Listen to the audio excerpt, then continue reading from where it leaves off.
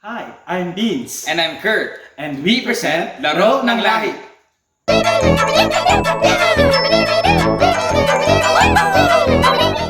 Luksong Baka.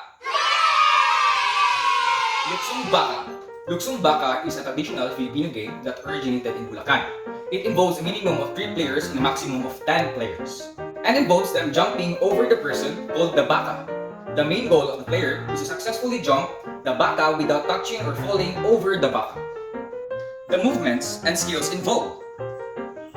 This game is a test of how high you can jump and will also challenge your whole body when it comes to balance. This requires great movement from the entire lower body, which are the hips, legs, and feet. Luksong Tinik. Luksong Tinik is a popular game in the Philippines. This game involves players sitting on the ground and other players jumping over parts of their body. The movements and skills involved. Luksong Tinik requires agility, balance, and strength in high jumping. The challenge is to give explosive power to the legs to make sure that you can jump high. Takyan o Sipa. Takyan is one of the traditional game here in the Philippines. The player must continuously hit the takyan with his or her foot or elbow without dropping it to the ground. The player who did the most number of kicks without dropping the takyan will win the game. The movements and skills involved. Takyan requires timing, coordination, and balance with your foot to make sure that the takyan will stay above the ground. This game is quite challenging and requires practice to make sure that your feet or elbow make the correct movement to maintain the takyan without losing it. Luksong Lubi. Luksong Lubi is one of the common larong Pinoy played by children on the streets. The movements and skills involved.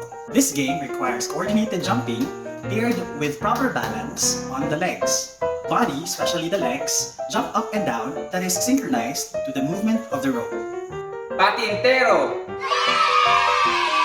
Patintero, also known as Harangang Taga or Tubigan, this is a traditional Filipino children's game along with Tumbang Preso.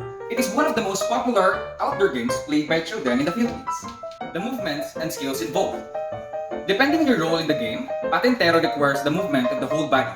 Your arms are used and stretched out to make sure that you can catch enemy players. Piko.